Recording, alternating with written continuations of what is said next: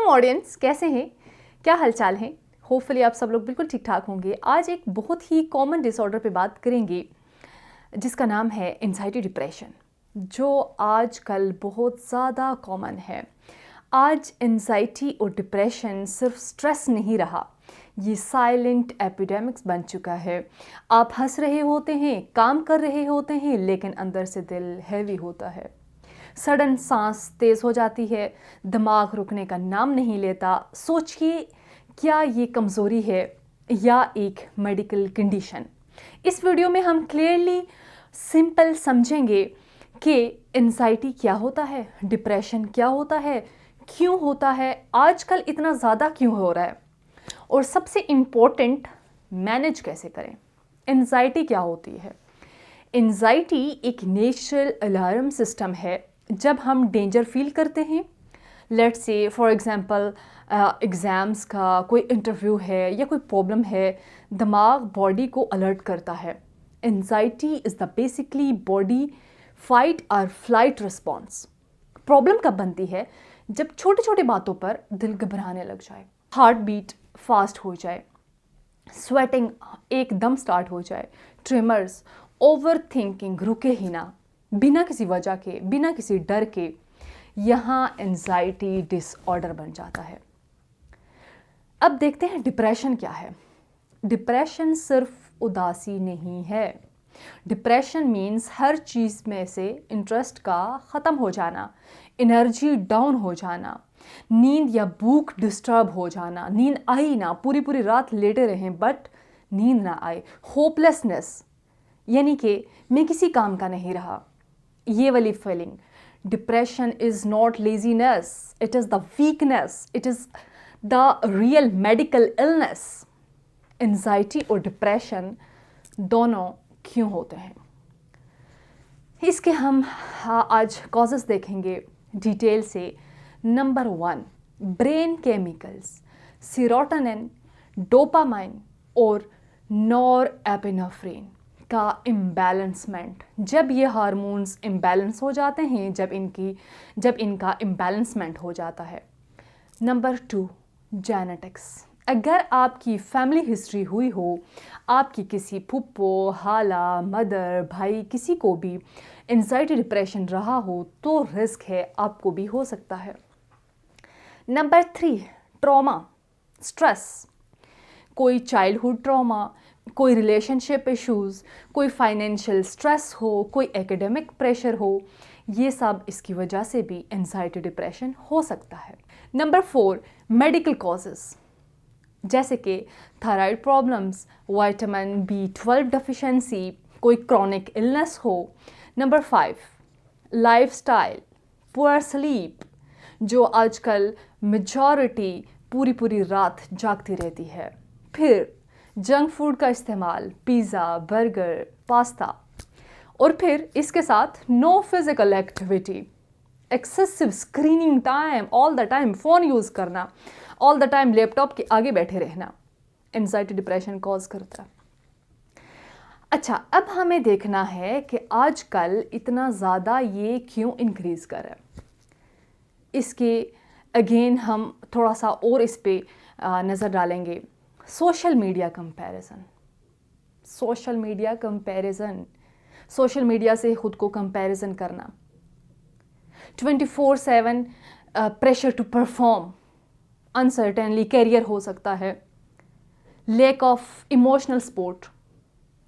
फिर ऑलरेडी जैसा कि मैं बता चुकी हूँ कि स्लीप का कंप्लीट ना होना, डिजिटली कनेक्शन, कंपैरेटिवली आपका इमोशनल डिसकनेक्शन होता है, इमोशनली कनेक्शन ही बिल्ड नहीं हुआ होता, आप फ्रेंड्स से नहीं मिल रहे होते।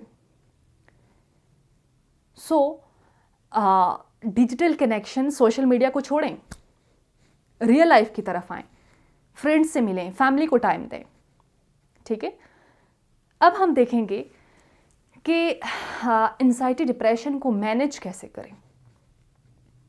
Mind management plus Islamic perspective, ये ज़रूरी है। ओवर थिंकिंग अक्सर फ्यूचर के डर से होता है, कैरियर, रिस्क, रिलेशनशिप्स, जिस रिस्क का अल्लाह ताला ने वादा कर लिया है वो आपको मिलकर रहेगा। अगर फाइनेंशियल स्ट्रेस है तो याद रखें, रिस्क सिर्फ सैलरी या जॉब का नाम नहीं है। अल्लाह ताला ने कुरान में रिस्क का वादा किया है। And if Allah is the provider, why are you carrying the burden alone? अगर कैरियर की टेंशन है, आप फ्यूचर के बारे में सोच रहे हैं जहां शायद आप हो भी ना, फ्यूचर अल्लाह के इल्म में है, आपके कंट्रोल में कुछ नहीं है। सो worrying about tomorrow doesn't change destiny, it only steal today's peace। जो चीज़ आपके कंट्रोल में है नहीं, उस पर एक्शन नहीं लें। जो कंट्रोल में है उसके बारे में सोचें और बाकी सब अल्लाह ताला पर छोड़ दें। स्टॉप ओवर थिंकिंग, तवक्कुल प्रैक्टिस करें, अपनी टेंशन लिखें रिटन फॉर्म में, दुआ करें और फिर कॉन्शियसली कहें, या अल्लाह मैंने अपनी कोशिश कर ली, अब ये आपके हवाले। और तवक्कुल रखें, हैव तवक्कुल, let go and trust Allah. He is the best planner यार, he is the best planner. ठीक है, ये इस्लामिक पॉइंट ऑफ व्यू से हमने देख लिया। अगर हम एक मेजर फैक्टर को देखें तो स्लीप हाइजीन ज़रूरी है यार। फिक्स करें स्लीप टाइम को, सोने से पहले मोबाइल को कम यूज़ करें, सोने से पहले छोटी सी दुआ पढ़ लें और फिज़िकल एक्टिविटी नॉर्मल से कर लें, 30 मिनट तक वॉक कर लें, लाइट सी एक्सरसाइज भी कर सकते हैं, स्ट्रेचिंग कर सकते हैं। Movement heals the mind before it heal the body.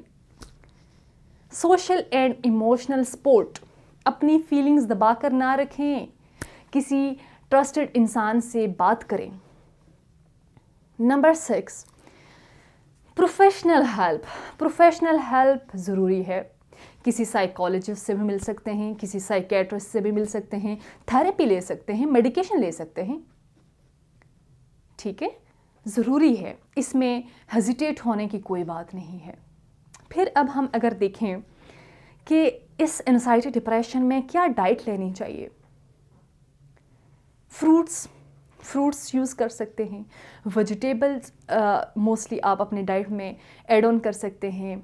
ठीक है, eggs, fish, omega 3, nuts, seeds, yogurt. ठीक है, कौन सी फूड को अवॉइड करें? एक्सेसिव शुगर, जो हम चाय के दिन में 4-4 कप पीते हैं उसको इग्नोर करें। एनर्जी ड्रिंक्स लें। एक्सेस कैफीन को, अल्ट्रा प्रोसेस्ड फूड को इग्नोर करें। Your gut and your brain are deeply connected, you know. So lifestyle changes, हम इस पे बहुत बड़ा इफ़ेक्ट पड़ सकता है एंजाइटी डिप्रेशन पे। प्रिवेंशन रूटीन बनाएं, गोल्स रियलिस्टिक रखें, सोशल मीडिया को डिटॉक्स करें, सेल्फ कंपैशन सीखें, नो कहना सीखें, नो। ठीक है, कब हेल्प ज़रूरी है? अगर सिम्टम्स हफ्तों से ज़्यादा हों, डेली लाइफ डिस्टर्ब हो, सेल्फ हार्म के थॉट्स आएँ, ठीक है, तो क्लियरली ये मेरी एडवाइस है कि हेल्प लेना कमज़ोरी नहीं है, गो फॉर द डॉक्टर, यही समझदारी है। अगर आप एंजाइटी या डिप्रेशन से गुजर रहे हैं तो आप अकेले नहीं हैं, ये फेज़ है, लाइफ है। ठीक है, यहाँ पे इस तरह की चीज़ें हो जाती हैं। I am with you are not alone. Next video में एक नए टॉपिक के साथ दोबारा आपकी खिदमत में हाजिर होंगी। तब तक के लिए मुझे दीजिएगा इजाज़त। खुदा हाफिज़।